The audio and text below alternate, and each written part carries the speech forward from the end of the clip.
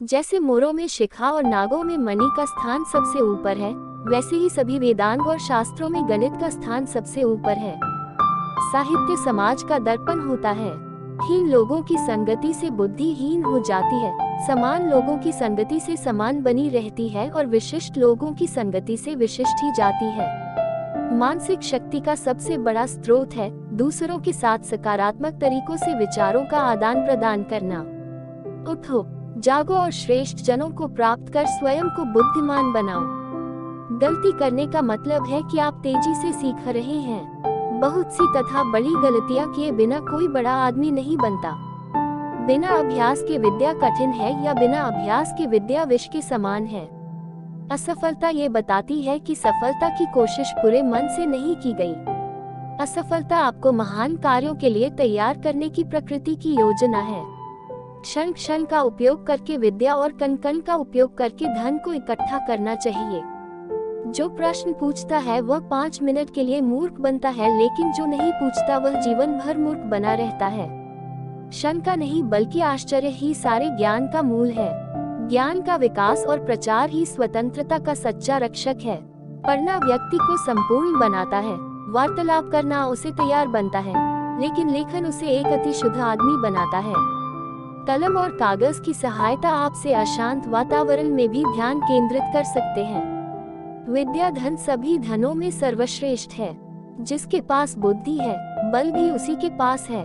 राजा सिर्फ अपने देश में पूजा जाता है, लेकिन विद्वान की हर जगह पूजा होती है।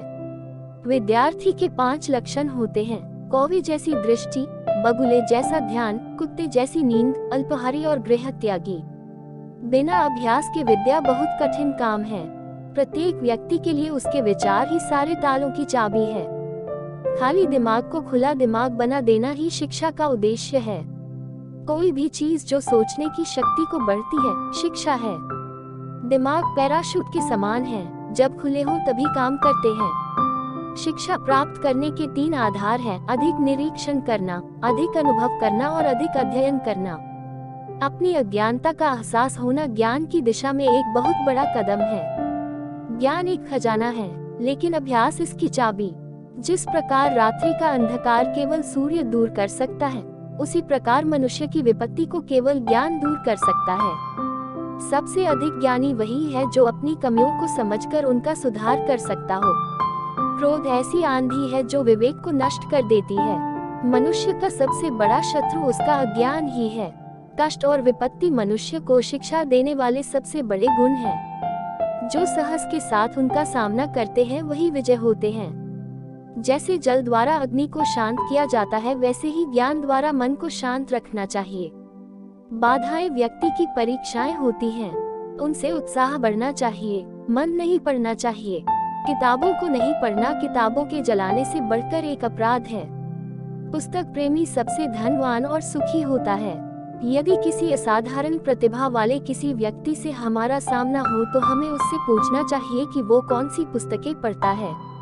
किताबें ऐसी शिक्षक हैं जो बिना कष्ट दिए, बिना आलोचना किए और बिना परीक्षा लिए हमें शिक्षा देती हैं। अध्ययन हमें आनंद प्रदान करता ही है, अलंकृत भी करता है और योग्य भी बनाता है। दिमाग के लिए अध्ययन की उतनी ही जरूरत है जितनी शरीर को व्यायाम की।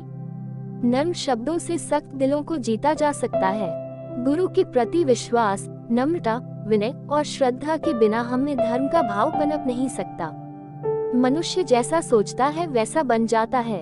शिक्षक अर्थात गुरु के व्यक्तिगत जीवन के बिना कोई शिक्षा नहीं हो सकती। शिष्य के लिए आवश्यकता है शुद्धता, ज्ञान की सच्ची लगन के साथ परिश्रम की।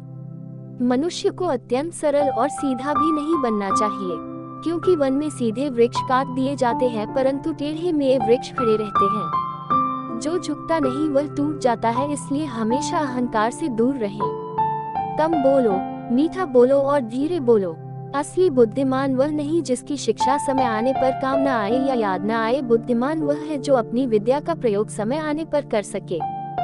ज्ञान में किए गए निवेश से सबसे उत्तम लाभ प्राप्त होता है। ज्ञान ही शक्ति है, जानकारी स्वतंत्रता है। प्रत्येक परिवार और समाज में शिक्षा,